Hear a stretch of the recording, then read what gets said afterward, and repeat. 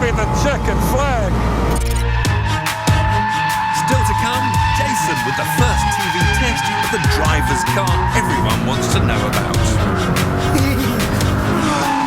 And Johnny visits the most remote cafe in Scotland to see if the new Kia Sportage really is an all-terrain vehicle.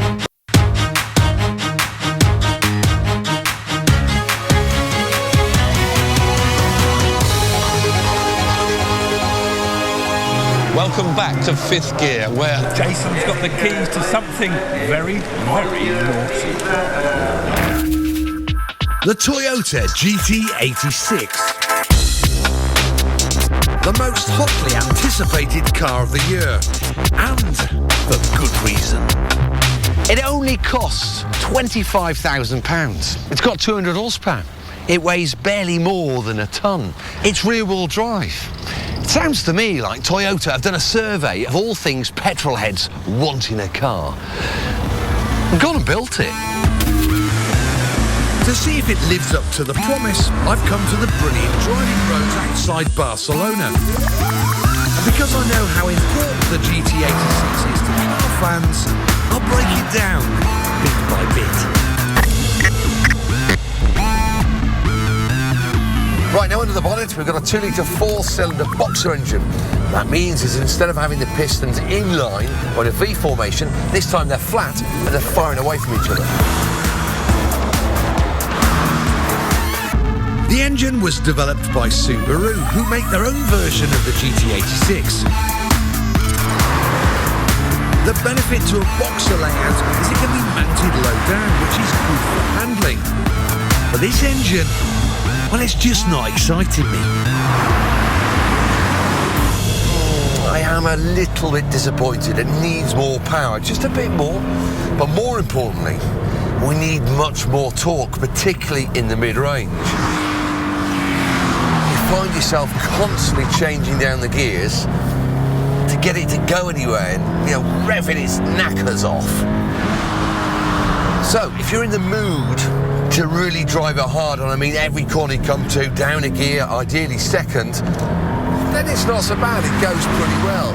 But if you want to cruise around and use third gear, there just isn't enough torque, and it's, if I'm honest, it's a bit tedious.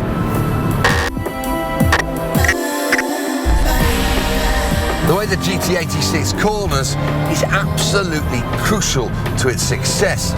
It's the one reason why people are going to buy it. And I like it.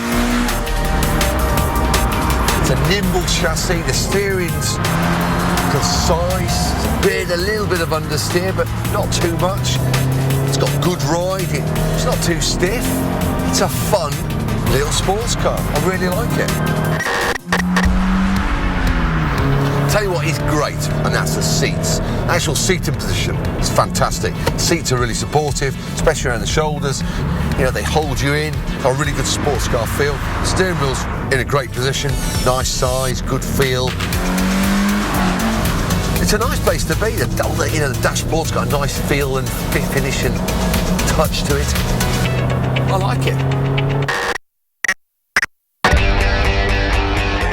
At 25 grand, this 200 brake horsepower coupe faces some stiff competition. Its main rivals are the VW Scirocco, Peugeot RCZ and the Mazda MX-5. The Toyota's 0-62 time is identical to the Peugeot and Mazda, but slower than the VW. It's cheaper than the Scirocco, but more expensive than the RCZ and the MX-5. And from what I've felt today, the GT86 is more fun than all of them. And to really put it to the test, I've come to a racetrack.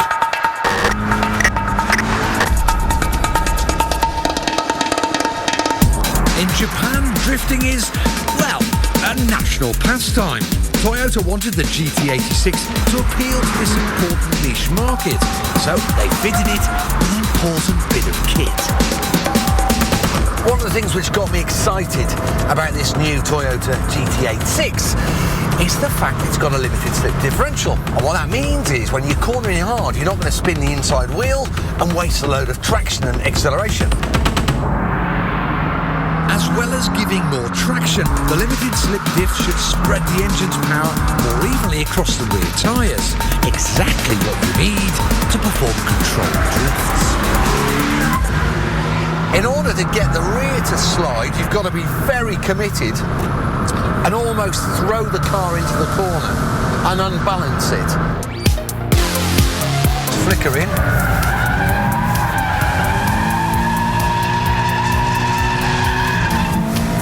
Do you know, it works. That was definitely a power slide.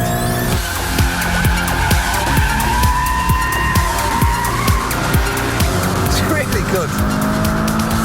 Just needs a bit more grunt.